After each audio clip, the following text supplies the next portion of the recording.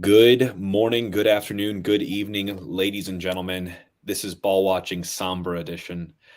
We are tuning together our final game recap of the year. And it pains me, Justin. It really pains me to say that. It's been a long season, running all the way from February, which feels like forever ago now, up to here. But so much to be proud of, but such a premature end. I would say so. I'm bummed, definitely bummed today. One word summary, Justin: sad. It was a sad day, and I think that's a very fair feeling to feel about this team and the performance, and just as a fan for a great first year. Yeah, I saw your one-word summary. I mean, that was generally where I was as well. And you actually said my one word already. It was painful for me, in my opinion. I think having the setup that we had, you could feel it. I can't believe that it just happened that way that quickly. Hot take, Jake. What are your thoughts on saying I would have rather not made the playoffs and get swept by Kansas City in 2 games? I would still have rather made the playoffs, but that was just about, if we're talking about script writing, it's very popular to talk about as a narrative in sports today. You couldn't have written a more painful script for our ending. You talk about how people get written off of shows and how awful some of these killings are you see in these ruthless TV shows. We got offed in like the most epic way possible for anyone that's not a St. Louis. It's just insane. And I haven't even responded to a couple texts from Kansas City last night either, because I was trying to be polite and I was going to give myself a day to think about it. And I got nothing. There's nothing I can really bounce back on this. They just said like domination and stuff. Yeah. Like that. So I'm hurting. Yeah, I'm too. I mean, I've never been the type of person. And I was telling this to my wife today. She's like, "Oh, it's a bummer for you guys because there's been so much trash talk." And I definitely think there's some on here, nowhere near as bad as some that I see on social media. I'm not that. I don't think we're the type of people to go dance on the graves of sporting team and fans when we beat them. I'm fine just being happy about it and we're referencing them as a team, just being the better team on the day.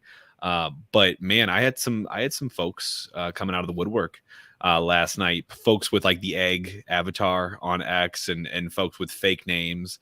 I mean, just not very creative stuff though. Just I think the most. What was the one I saw? Oh, Justin, it was like, great game, guys. Have fun in the XFL in spring. Good. We will. We definitely will. But yeah, no, it was funny. I know Jake. They can have fun with their NBA team and their NHL team and their XFL team. Yeah, for sure. Yeah, sucks to be KC. Well, Justin, let's just get into it. I know it kind of feels like a formality, but I mean, Justin and I talked before this for you all listening, and gonna keep this as valuable as we can and referencing specifically what happened in game 2. We will do a full season recap, bring in all of our superlatives from earlier this year and talk about maybe our thoughts on roster additions and who might get picked up, who might not. So we'll do the full kind of broad sweeping recap at some point here soon. So we'll reserve some of those questions we got from you all, but thank you all for submitting. And we're going to keep this one pretty local to game 2, but I think with some future looking implications. But getting into some of the positives last night, I'll just start generally, Justin. This was the same result, but a very different means of getting there from City. I was much happier with this game, specifically the second half, than I was the first half. We actually showed a little bit of fight in our spirit and our mentality and a little bit of bite in our game, especially in the second half. Obviously still not enough to get a result. But, if you're looking for progress and things to latch on to, there were definitely some last night. Yeah, we had some highlights. And I will say, yes, the first half was a lot worse than the second half. I did rewatch the entire game. I will say, I think we actually started all right. I was not that nervy at the beginning. I think the first 10 to 15 was good. Early on, highlights, 3rd minute, Indy drawing some early set pieces, which was great. Depending on how, and then we'll talk about in the lowlights, the free kick that Leuven had. But then in the 6th and the 8th minute, each Sam and Stroud both got us corner kicks on trying to whip some balls in. We didn't do much with either of those, but I will say it's just good for us to have a couple early chances there. And then my favorite one of that whole beginning series, Roman Berkey in the 9th minute, just putting an absolute dime onto Leuven, going down the side, right side. Roman was playing so high that he actually hit that ball from like inside the circle, picks out Leuven, who is like kind of sliding in behind, who hits a one-timer straight across. I think Joao thought he was going to bring it down because Joao wasn't close to it, but it was an incredible ball by Leuven. He had two of those. Leuven had two of those one-time crosses, which takes so much skill to execute like that. Someone framed me up a picture of the second one. It was like a karate chop kick. It was really cool looking. I mean, it didn't connect either of them, but they were great service. And you love to see that coming from Berkey from such a long distance. Like you said, Justin, opening 10, you've got to be happy if you're Carnell about the start from the team. I think they rebounded quite well. They showed that they were going to be active, much more direct in this game, and the press was active. So I was happy watching the first 10. I will say, after the first 10, maybe 15, 20 minutes, things changed. But we'll get to that in the lowlights. We had really done a great job, I think, in the first 20 limiting Alan Polito, defensively just kind of bottling him up, not getting overly, sensitized to where he is, which he does such a great job of drawing players to him or just drawing attention to him. Berkey had a great save in the 30th minute. One of those, some might say not a great save, but I say great save because the point blankedness of the opportunities that they get against us is crazy. Shallowy was very in on goal, and he was being closed down by a defender. I think it was Watts who had been beat at the time. And Berkey did such a great job to hug the near post, play low. You're not getting by me unless you just tuck this perfectly in the corner. So I thought it was a solid save, and obviously to keep us, on the clean sheet side. The 41st minute, you saw Leuven kind of taking a little bit more of a chokehold in the game. He took on like 3 Sporting defenders. I remember this moment in the box and just ripped a shot that was blocked for a corner. You really wanted to see him come alive too. And I feel like there was moments of it last night, but not a full performance. No, I think we were just off and literally almost like the last pass, the last ball on a couple of these things, and also kind of a little bit more open on the defensive side. But as we kind of talk through the rest of the highlights, I only have one more here before halftime. Indy draws a foul in a dangerous area, getting Alan Polito a yellow. And obviously yellows were a big thing in this series. And I think people, it's not ones where it's like, oh, they're actually out for the next game, but it is a completely different mindset with how a couple of these guys will play. So, I mean, looking at halftime, before we get into the second half, where the only sub made was Celio for a dinner ram, which we'll talk about all the subs and our thoughts on that when we talk to player rankings. But looking at the stats, at least for how Abel calculated it, they had 0.28 XG for Sporting, and we had 0.1 possession. I'm okay with 39%. They had 61. Love that. We had no shots on goal. They had 2. And their number of passes, obviously, is going to outweigh us. But the 11 versus 8 fouls and 1 versus 2 yellow cards just seems to be too much for me on both sides in a game like that in the playoffs. So if you're looking at that, like I would say some games have a total of 19 fouls, and we had that much just by halftime. So that just was way too much, in my opinion. Yeah, no, that's a fair comparison to draw. I agree. That was my takeaway. The first half was just the eye test. It was exciting because it was physical, and you could tell these teams both cared a lot about it. But from a casual fan or just like a score perspective, like 1-0 with that goal coming so late on, and a total of 0.4 XG between these teams. It wasn't like we were lighting it up across the board. I think we were both really trying to be conservative. Like we didn't want to play too open to let them in so quickly, and especially didn't want to concede in the first half. And then they, I think, were also kind of just biding time because they know that they're going to get their chances, and they know that they're going to find a hole at some point in our defense and be able to take advantage of it because they've just been awfully ruthless this entire series, like just uncanny.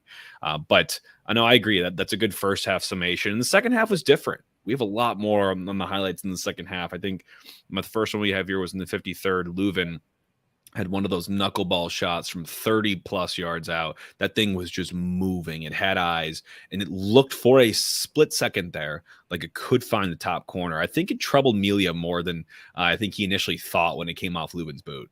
I don't think Melia was going to get there. I think if that thing continues to dip, I don't think he for sure knew it was going over either. I think he was surprised by how much it was moving because when it comes off of Leuven's foot, it's tough. It's like that goal he had earlier this year. I mean, the goal that he had was on a free kick, but it was around the same area on the left side of the field. He's coming back onto his right with a little bit of a curler down on it. So I did like to see him starting to take chances there. And then 5 minutes later in the 58th, he does well to bait a few Kansas City's defenders, dish it to Celio for a dangerous ball whipped in to Klaus that puts on frame and forces Melia to make a save. But unfortunately, I just think Klaus, I think he does well to get a head on it, but I think that's got to go in one of the corners. And I think it was a good save. It was point blank by them. It was a great chance by us, but we got to finish there. Yep, 100%. I literally wrote that, like, that has to fall for us. And it was a great cross from Celio. And by the way, that was my one highlight from a Cardinal perspective.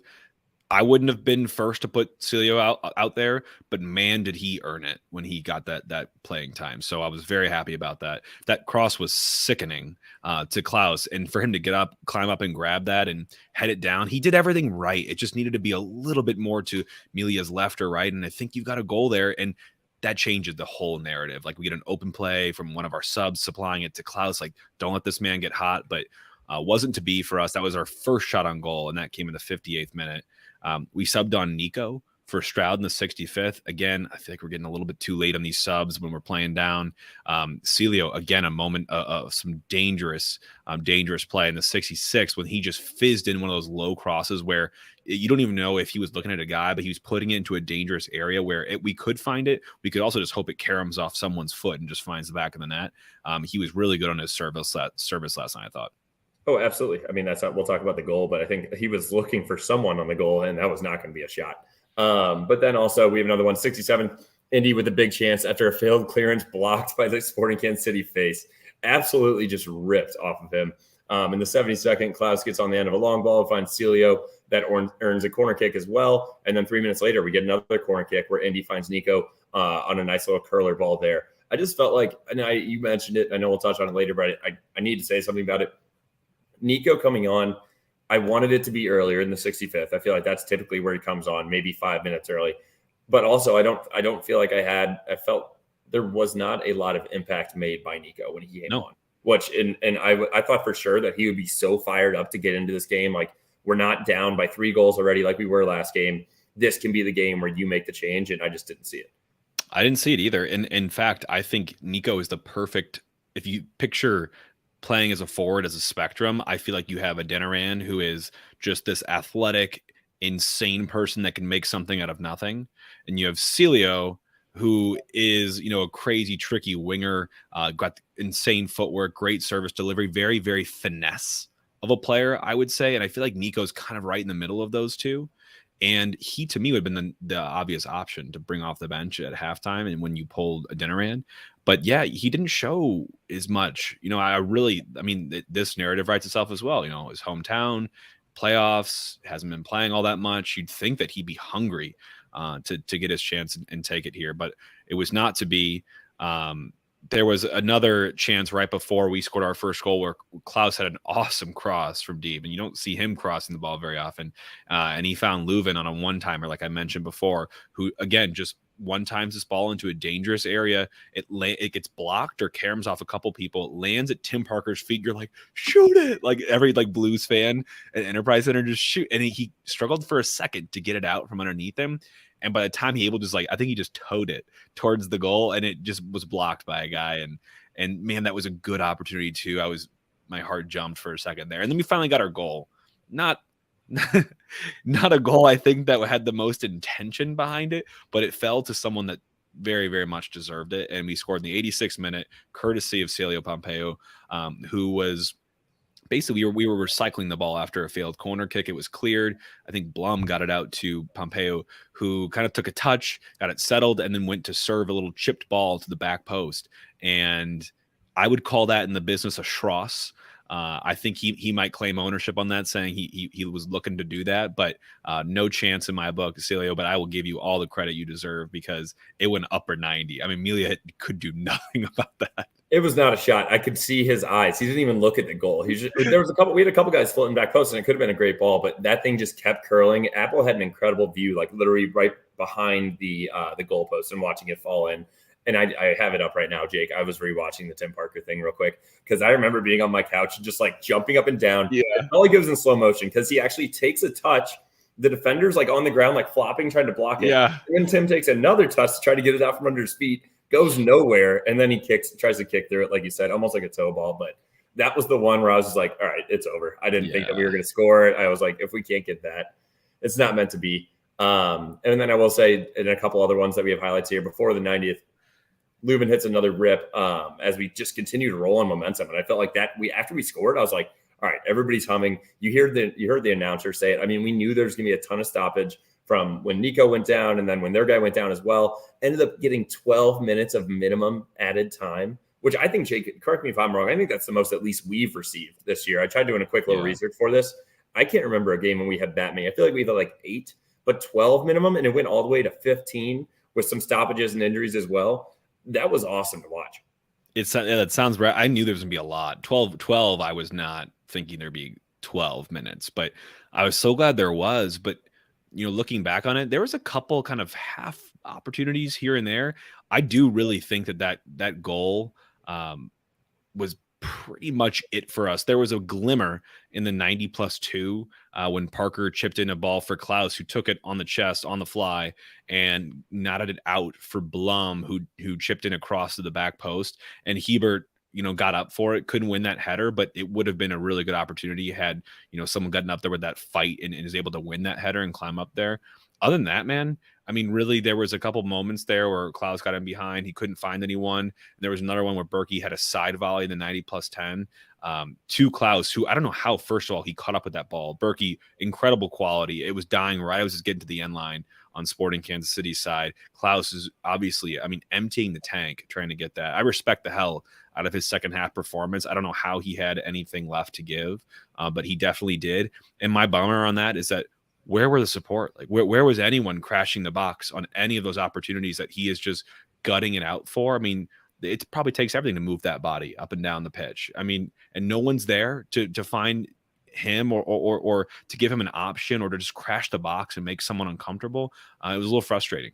I couldn't get over that side volley. I was thinking about it more. Like that was a 100-yard soccer kick, like literally from the 18 Accurate. all the way out of like that, literally like 100 yards plus. It was Yeah. just absurd and on a dime, like, and accurate. It was, I mean, both of them were doing every last ditch effort they could to give us any kind of life there at the end.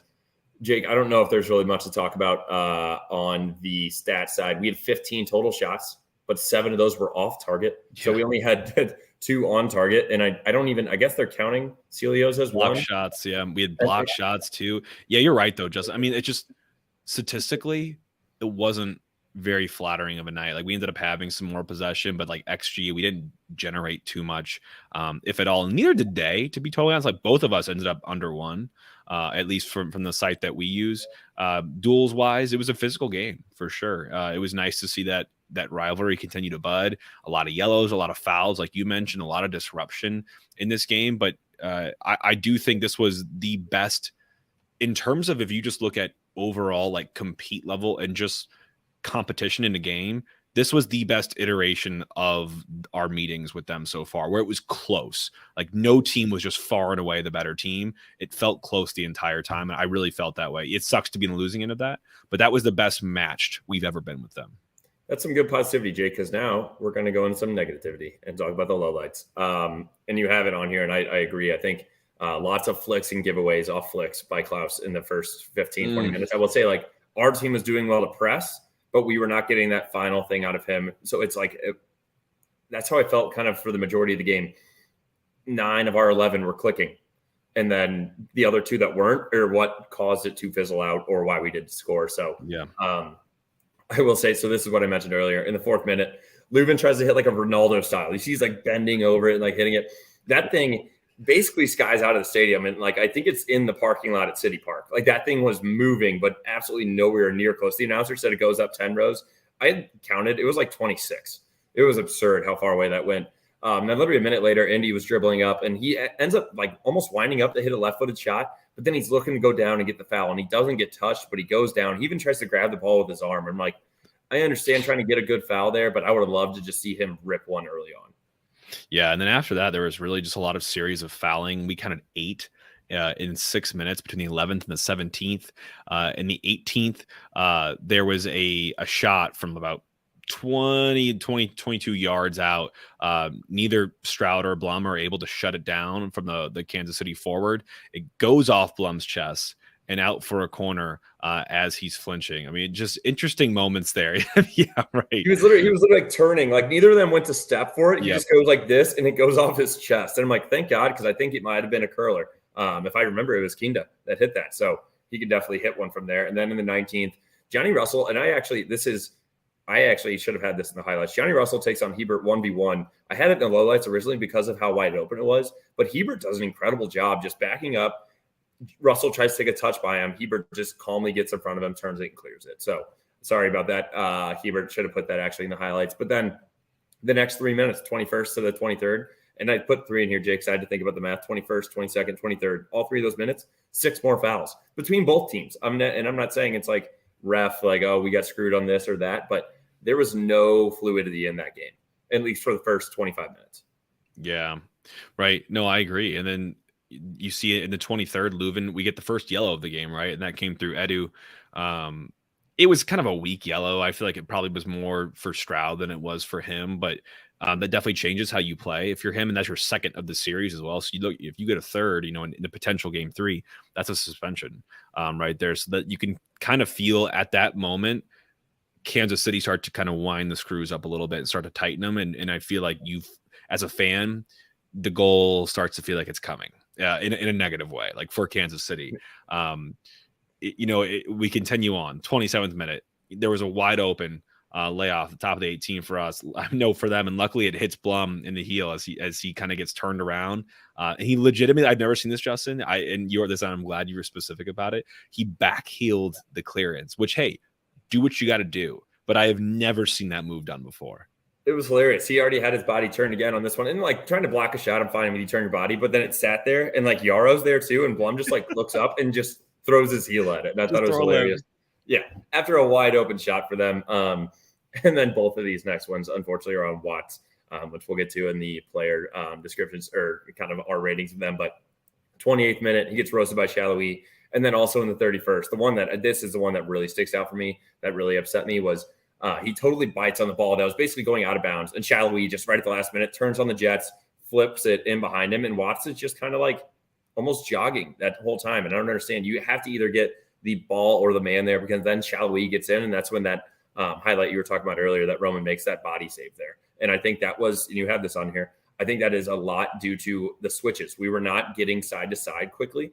And then so Watts was not in a good position, couldn't catch up there. But I think you either need to get the ball, which he definitely should have got the ball, or the man. You cannot let both get by you, because that could have easily been a goal. And then shortly after that, we got another yellow, courtesy of Tim Parker, who had a late challenge, which I think was a harsh foul. Could have maybe been yellow card, but it wasn't. He actually got the yellow card for dissent, which you never want to see, and especially games like this with guys that are used to getting yellow cards like him, unfortunately. And then 37th, Yaro and Watts, again, getting dusted by an inside-out run from Shallowy. I mean, Shallowy was on a playground for that whole first half. I mean, he was just having his way. I cannot believe that he didn't find a dangerous moment for a goal before they actually got their goal. But very, very rough stuff, I'd say, from the right side of our defense, primarily last night. Could have been a PK on Blum. Johnny Russell plowed into him. I'm sure a lot of KC fans were complaining about that. I don't know where Blum's supposed to go in that situation, so I'm very, very supportive of the no call there. VAR did have a look, but no call. Just bottom line, the first half, basically the whole second half of the first half, all Kansas City. Like, we had zero going, and they're just knocking on this door until finally, a minute into added time of the first half, they get their goal, and it comes courtesy of Ndembe, who's quickly becoming the most hated man in St. Louis. He has now scored his second professional goal, and both of his goals coming against us. This was a classic Sporting goal, but definitely still one that we shoot ourselves in the foot on, where there's some great link-up play on the right side of the field, close to our own 18. Shallowy and Dembe and Polito and Kinda all link up. Polito draws a couple defenders, 2 of them specifically to him. It's Yaro and Watts. And basically Blum is supposed to now pick up Ndembe, who's streaking across the 18 to get on the ball. He fails to. I think he gets caught ball watching in this case. And Ndembe basically has a free run in on goal and laces a good shot into the far corner where Berkey can't do anything about it. I saw some people after the game, Justin, saying that Berkey gets that if it's the first half of the season. I don't think so. I think that had a lot of pace and it was placed really, really well. So I don't think there's anything he could have done on that goal. For me, 2 things. poor defending on Blum. You cannot let that happen. And then the second, which is part of this, is look at the clock, man. Everyone and their mother should be standing on our 18, forming a cluster around Berkey's net. We shouldn't have a shot falling anywhere near that net at this time. Just put the clamps down. There should be nothing happening. There's seconds left before halftime. Just get to it even. And instead, go into the locker room having just been gut punched out there. It's just devastating. Yeah, it was definitely blunt ball watching. But the reason that he was even able to be over there for the Entebbe run was the fact that Yarrow and Watts were both guarding Shallowy. They get split by him into Polito, who then lays that ball off, who Parker's on the back of Polito. So think about that. Parker was literally, when he turned around to try to see where Entebbe was already going with the ball, his feet were on the paint of the right side of the 18, leading our entire middle wide open. So I don't think that's on Berkey because there was no one else there to block a shot there with a good finish. And inside the box, for that matter. The 63rd, Leuven had an awful corner kick out of bounds. That's not on him, dude. What was up with the grass? That grass, like Taylor Troman made a bad joke saying that it looks like the guy he was announcing with 7-iron. Yeah. I don't think you could dig a 7-iron. It was a shovel that he had to use to get that thing back down. It was absurd. 100%. And the good thing is we didn't have many lowlights to report on in the second half until the goal. And the goal comes entirely against the run of play. And again, self-inflicted wounds, man. So this one is off a corner, I believe. They clear it, and it's super high clearance. And Josh Yarrow sees this coming. He's tracking it down. He heads it where I think you want to head it, at a good angle where it gets some distance and also gets some height, probably back towards like the corner of the field it came from, wherever. He kind of heads it a lot more straight up in the air. And it's not a good clearance, or like a re-clearance from him. And basically now he's up the field. Parker is still up the field from being on the corner kick just before that.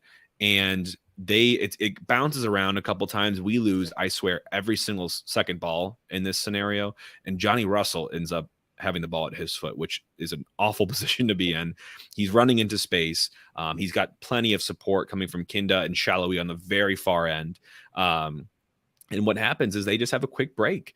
And with our center backs out of position, there's nothing we can do. All that we can rely on is Watts to have the awareness that when they go to play that final ball, that through ball for the easy tap-in finish, or the second through ball right before that tap-in finish, that Watts can see right across our back line. He is the last man back, and he can see their most forward player, which isn't Russell at the time. So all he has to do is play that line. He is the line. So if he steps up when he sees that pass coming, they're offsides. But I think the moment just gets a little bit too big. There's a lot going on, and that's tough for sure to just have that composure in the moment. So he plays it like he wants to play it and just tries to be the athletic in this scenario and see if he can get back and recover in time. It doesn't go well. They end up with a free shot on goal. And Berkey, to his credit, almost is able to claw that one out of the back of the net. It was their only shot on goal for the entire second half, and they were ruthless about it. I mean, credit to them. When they needed to be ruthless, they were. Yeah, I will say the one thing on that one. It was unfortunate. I don't think it was a great header from Josh, but then the ball really like ping pongs between Blum and Leuven. Neither of them get it fine. And I just don't know on the watch situation. When you rewatch it, he actually slows up, like he's trying to like tiptoe on the line. You got to almost halt or just turn your body and run sideways, so where you're not going backwards. And then unfortunately, when he does recover, but then he gets megged on the pass across. So it just goes right through his legs. Very unlucky. I can't believe Berkey almost had that, or how Shallowy didn't have a better finish either. Berkey literally has a hand on it, and he's like crawling to try to get back to it. Kind of reminded me of England versus the U.S. way back. Whoever that goalie's name was, Jake, you got it? Wait, in this past iteration of the World Cup? No, a while back. Rob Green. Rob Green. Where he's like crawling back in. Like I thought Berkey almost had this one. Yeah. This was not a Berkey fumble. Like that should have been an easy finish. That was an absolute fumble by the English goalkeeper there. But that kind of reminded me of that. The other low light that I have here, Jake, in the 75th, I couldn't agree more. Ostrak comes on for Watts. When was the last time that we saw Ostrak get like meaningful minutes, much less like what would that this would have put him in there for 30 minutes after this game, knowing that we had that much stoppage time to go through as well. So that was just absurd to me. I don't know why we didn't have AZ come in there or AZ come in sooner. Yeah, I'm going to talk about that in a second. I want to talk about that. The final low light we have before we get into more general stuff is yeah, like we talked about this already a little bit, but Parker and Klaus staying up the field late into the game, into the deep, dying minutes of this game and added time, and they're winning headers and they're shooting them right at the goalie, which sucks. But for me, and Twelman and Jake Tapper mentioned this, not Jake Tapper, mentioned this on the broadcast, is where are the guys crashing the net? Like where are the guys just wreaking havoc on those headers? They're all sitting back at the 18, waiting for it to be knocked down to them. That was frustrating. So let's go into some general stuff to take away from this, Justin. Obviously, the game was packed. It was their capacity, I think, is just under 18,000 that we heard, and they had over 21,000 people at this game. It was max capacity. They had a ton of standing room tickets for this game. It's the 5th time ever that's happened at Children's Mercy Park, and it had to happen because St. Louis travels well. So incredible. Can we not do that? Like, I don't like, we for sure could do standing room more than what we have. Like, we're always just under our capacity by like 40 people, which means we sold every ticket possible. And the majority of people, all but 40 people, attend. I don't understand how they're allowed to have 3,000 more people in their stadium. I'm sure we could do something, but KC, just having been there a bunch, is built a little bit different, where I could see how they could fit another 3,000 people standing there. Right. The problems for me start with the starting 11. I reserved my thoughts until after the game because I was going to be totally supportive of this 11. Not playing Nilsson, I get it. He had like that awful stat that was being surfaced around. Ever since he's come in, and we haven't been the same team. We haven't won many games. I get it. Like, stats guy, love stats. I still don't think you pull him and put Yarrow in. Like, Yarrow hasn't played in a while. Bringing guys out of the cold, it's a theme for me here. Not a good thing for such a high stakes game like that. I also think that we talked about changes to fullbacks. I wasn't down to switch both. I think just bringing in that fullback pairing and changing 3 of your 4 defenders, I get it. There's stats going around this back 4 has played 6 games together this season, and when they won all 6, that's great. None of those are playoff games. 4 of them were against teams that didn't make the playoffs, and the other 2 are against teams that were on the lower end of the seeding in the playoffs. I'm much more about play the guys continuously, get the minutes together, and play your best players when you have them available versus like the guys that are the combinations. Do that in the regular season. Don't do that in the playoffs. We spent so much time talking about how much Nilsson was going to change his team, and I don't think last night would have been his coming out show or anything, but I just don't get the change. I thought Yarrow was fine, and I thought Heber was good. He was the best of the other 3 to me. Watts obviously got just roasted, and it was a tough situation for him to be in the first place. But I hated the amount of changes that were made in this game, and I still think Adeniran was the wrong one too. I would have liked to see even Nico start up there, but frustrating selection, I think, for me. I was fine with the Adeniran one, honestly. He did not play well, so I'm happy he got pulled at half. But as far as defense going, yeah, that was my favorite thing. That it was like, oh, they won 6 of 6. Well, 4 of those against crappy teams that didn't even make playoffs, and then the other one was San Jose and Dallas, who barely snuck in anyway. So I did not like that. I really hated that we did not bring AZ in until the 90th. Oh my God. Like, yes, that's still, he had 9 minutes to make a difference. That is nowhere near enough. He should have been coming in when Ostrak came in the 76. I would say that's the latest he should have been coming in. And then also when you think about game management, like in the 90th plus 3, we're not getting more time added. So why are we the ones making subs in the last 12 minutes when the stoppage time is already set at 12? I understand it's a minimum of 12, but it's not helpful for us in that sense whatsoever. You're getting the game management part of what I had down here. I mean, the AZ part is baffling to me. If there was the worst decision I think of that he made last night, it was that. And I think it is so harsh to a guy like him that has been so critical to this team over basically half of the season and onward. I mean, yeah, you know what? He's a streaky guy. Sometimes he's really on, and when he's on, he's like, this kid's phenomenal. And sometimes he kind of goes quiet in games. You don't even see him bopping around out there with the flowing hair. But last night, putting him in when you did, that was a slap in the face, honestly, to me. Like, this guy is going to go play in Europe. He's going to be a great player. And to not throw in one of your most creative players when we just need that bit of creativity out there, it's inexcusable. I think that is the worst mistake that we made, is waiting so long to get him in the game. But basically, the game's gone at that point. It was gone. I completely agree. And the one thing I want to go back to that you mentioned is bringing guys in and off the cold. I think it's a lot easier to do when you're putting them up top or in the midfield. But when you're doing Yarrow and Watts that have not consistently started recently, especially with Yarrow, as a defender and as someone that grew up playing defending, that is so difficult to just come in to a playoff atmosphere and expect to gel immediately with these guys and be just pinging the ball. You can have a great week of practice, completely different than when you show up to a 3,000 plus capacity Children's Mercy Park. Yep. I just think I was not a fan of that whatsoever. And I love what you have here as well, not only from a starting 11, but the tactics of it, that we opted for a midfield diamond when we got exposed down the wings last game. And for anybody that's thinking about that, the diamond is obviously very much more narrow as opposed to going like a 4-4-2 or a 4-2-3-1 or things like that. So, and it showed again that they literally just beat us down the sidelines. Can you remember a single time where they took the ball right down the middle all the way to goal and had a good chance? Because I feel like everything was them on the wings, crashing in and coming across and making cuts across. And it was better than what we did in the first game, but it still sucked. Like, we had no width, and you ask so much of Hebert and Watts in that situation. And part of Watts, obviously a rough game for him, but he wasn't necessarily set up to succeed either. I mean, basically leaving him out to take the fall against Chaloui, who's such a clutch player for them. So, I mean, set up to fail a little bit in that. Honestly, I think it worked better for us going forward, but we totally bit it on the defensive side because of that change. Full 90 for me. We cannot figure this out right now. I know the season's over. We'll have to figure it out here in the offseason. We cannot put together a full game at this point. First half was abysmal. We talked about it. Second half was better, but you can't wait that long to come alive. We had 0.07 XG in the first half. That's the equivalent of me toe poking the ball from 50 yards out, and Melia has to collect it. Like, ridiculous. Absolutely ridiculous that we couldn't do more in that. Mentality-wise, I thought it was better, but you cannot let in the late first half goal. That is a shot in the foot. I mean, it's just a veteran's. No one makes that mistake who's a veteran, has experience here, and we don't. And we showed it last night. And finally, ruthlessness. Justin, we used that word probably more than most words this season, and KC had it. We didn't. They had one big chance. They scored it. I'm saying big chance on a stat sheet. They qualify big chances. They scored theirs. We missed ours. And that ours was the Klaus header that we talked about already. You've got to put those away. Playoffs, backs against the wall, elimination game. Everything's got to go your way for this to come together.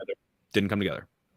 No, and I think that you need to be able to finish at least one of these coming out of this game. And I mean, yes, we can call Celio's a goal as well because it went in, but we just didn't create the chances that we needed to in this game. I do want to give a quick shout out to a guy that finished a chance that was not that strong of a chance, and Tom Barlow. And he was the one that actually pushed them 2 PKs against Cincinnati. And he had an incredible interview afterwards. If you haven't heard it, go listen to it. He was asked by a reporter, like really trying to like break up the locker room. Like, hey, like, so the guy that subbed in for you, like missed his PK. Do you think you would have done better? And Tom just being as graceful as possible is like, absolutely not. Like, that guy is an incredible player. He's been dealing with an injury all year. So great job by Tom there. I just wanted to give that there. And one more positive note, Jake, heart and soul of the team. Sorry.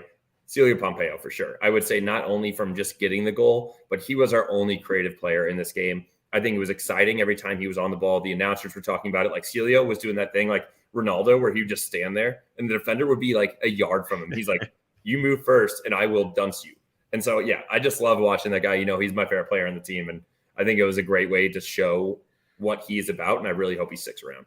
I think Celio had the night that guarantees him a contract extension last night.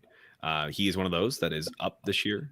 There's many other, and we'll get to those in the season recap we talked about.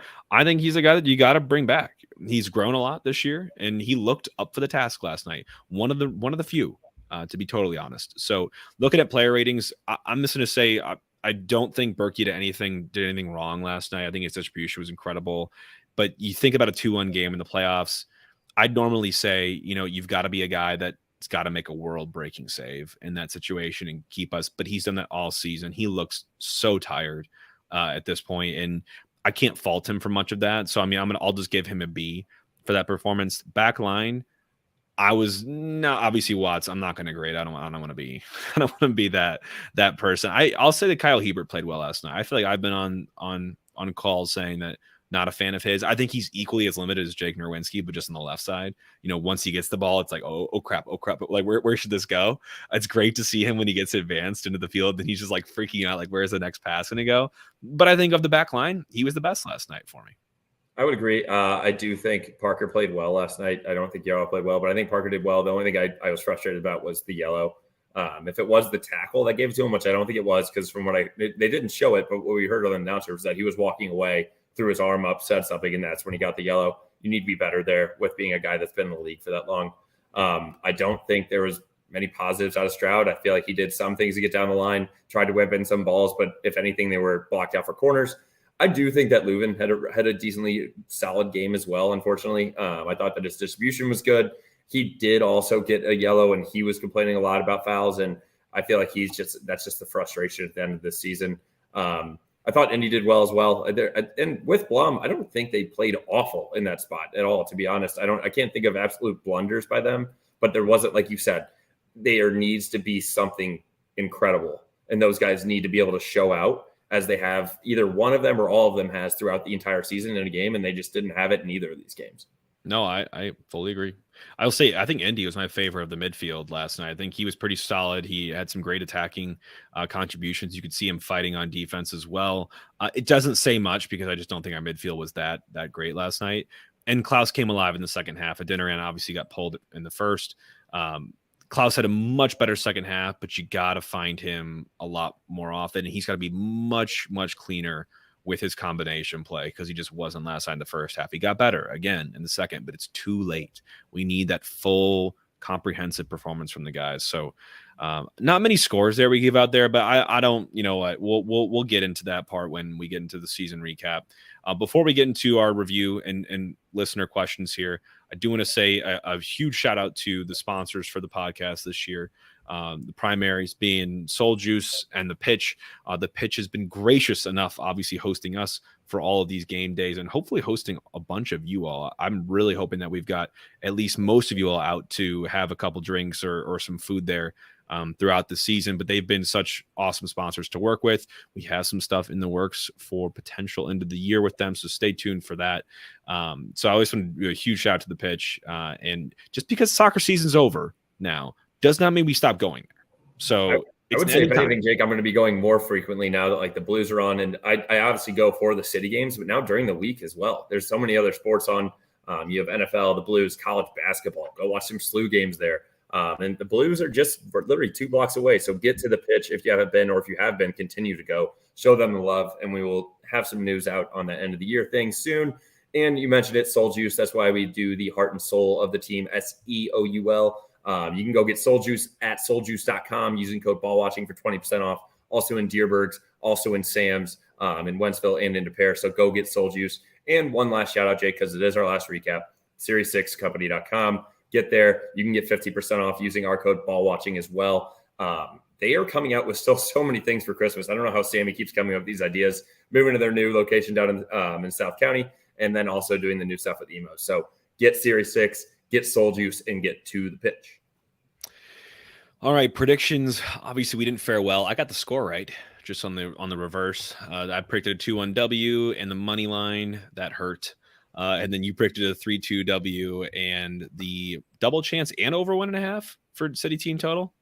Yeah. Oh, is it an ice soup night for Justin? Yeah. Okay. Ice soup and Trader Joe's wontons. There you go. There you go. Well, we do have a bracket challenge still going. We'll talk more about that when we get this recap going this week, because obviously that'll continue. I'm sure a lot of our brackets are busted at this point. Yeah, it doesn't show. I'm looking at the standings. It doesn't show like what your possible total is, like when you do the bracket, like for CBS for college basketball. We do have Tim L, who I believe might be my uncle, 90 points. So you get 30 points if you get a series right, at least in the first round. So if he's got all three, I think he's a smart man. So unfortunately, he took Kansas City. That's probably why everybody else only has 60 that we all picked. I know. Hey, don't give him. He's not even from St. Louis. Yeah, I don't like those. We like to boot Tim L out of the group for that. You can't pick against the boys.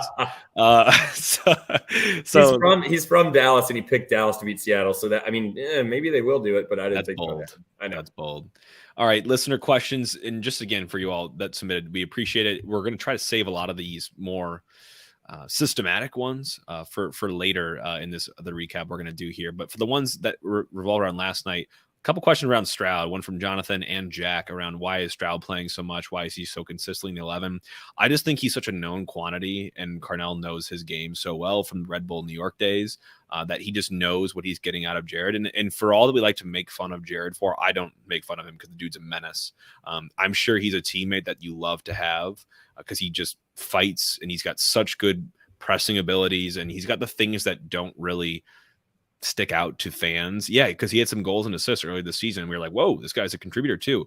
But I think what you're really probably looking at out of Stroud is just a role player. and a guy that can lead the press. He knows when to do it. He knows the system so well. If you're thinking about a class, this is your A-plus guy. He knows this teacher. He knows it. So that's why I think he's playing so much. Also, like, who else are you really going to play without changing your system pretty much? So, I mean, that's my response on that.